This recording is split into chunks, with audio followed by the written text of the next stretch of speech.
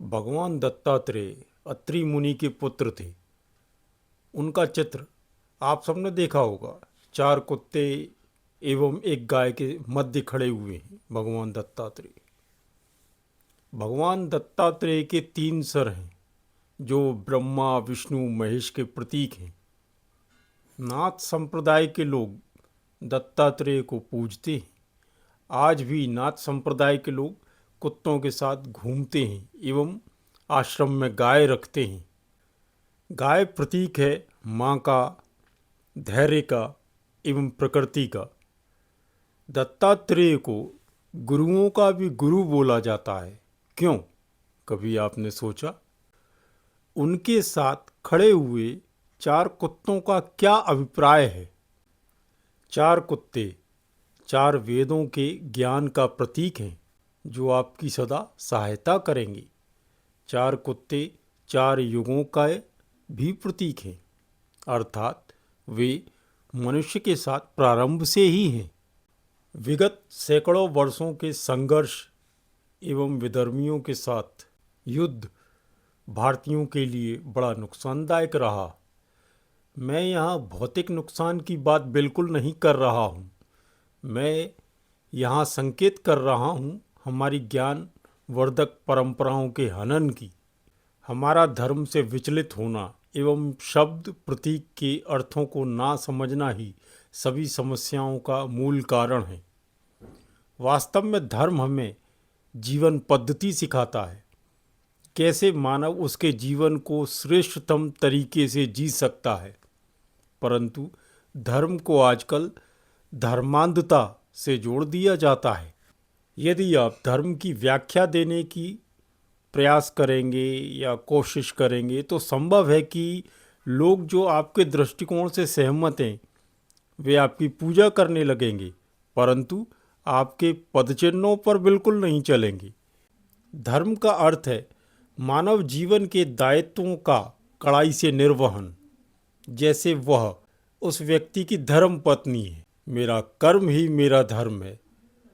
मातृभूमि की रक्षा करना सभी भारतीयों का धर्म है। इन उदाहरणों से हमें ज्ञात होता है कि धर्म हमारी नैतिक जिम्मेदारी है। आजकल लोग धर्म को समझने की बजाय धर्मांध होते जा रहे हैं। मानव आज चरित्र के स्थान पर चित्र की पूजा करने लगा है। हमने देखा है कि हिंदू देवी देवताओं के साथ एक पशु वाहन होता है। यह एक प्राकृतिक तंत्र है जिसमें कोई भी अपनी सीमाएं नहीं लांघता है, परंतु मानव एक ऐसा प्राणी है जिसकी स्वयं की स्थिति संदेहास्पद है, फिर भी वह राय देने में नहीं चूकता है। जैसे कुत्ते, बिल्ली, चूहे, गाय, बैल आजकल सड़कों पर बहुत अधिक घूमने लगे हैं। इनकी संख्या साहब बहुत बढ़ गई है। जो व्यवहार आज मानव करने लगा है इन बेजुबान जानवरों के साथ, उसे देखकर तो मन के भीतर भय का संचार हो जाता है। वे आजकल गाय कुत्ते का भी मांस खाने लगे हैं। फिर हम धर्म की बात करते हैं। प्राचीन समय में क्रौंच पक्षी की मरण चित्कार से वाल्मीकि ऋषि का हृदय वेदना से भर गया था। धर्मराज युधिष्ठिर ने अपने अंतिम समय में स्वर्ग छोड़ने को तैयार हो गए थे कुत्ते के लिए। इतिहास में मलखान की घोड़ी कबूतरी, ऊदल का घोड़ा बेंदुला, आला का पश्चावत हाथी, राणा प्रताप का चेतक घोड़ा, झांसी की रानी का घोड़ा, ऐसे अनगिनत उदाहरण हैं। कनागतों में 5 जीवों को भोजन देने की परंपरा है। कभी इन प्राणियों की आंखों में देखा है? आप कभी इन प्राणियों की आंखों में देखना। वे तुम्हें केवल प्रेम एवं दया की मांग करते दिखेंगे। अब मैं आज के मानव की वर्तमान स्थिति के बारे में बात करता हूँ। रोज देश के भीतर बहुत सी घटनाएं हो रही हैं। वाहनों की अनियंत्रित गति से प्रतिदिन हजारों अपराध घटित हो रहे हैं। बच्चों का अपहरण हो रहा है। किसी को कोई समस्या नहीं है। सारी समस्याएं जानवरों से हैं। सही अर्थों में तो मानव स्वयं जानवर बन चुका है। लोग अध्यात्म को नहीं समझते हैं। हमारा ही कोई अपना हमारे ही इर्द गिर्द किसी प्राणी रूप में सामने आ जाता है। मृत्युपरांत शरीर धारण करके।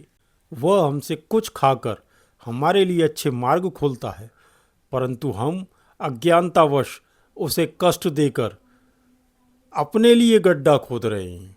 यह वीडियो सभी से एक अपील है, सभी के प्रति सहानुभूति के लिए। यहाँ मैंने शब्द उपयोग किया सभी के प्रति सहानुभूति के लिए। यहाँ सभी में जानवर भी आएंगे।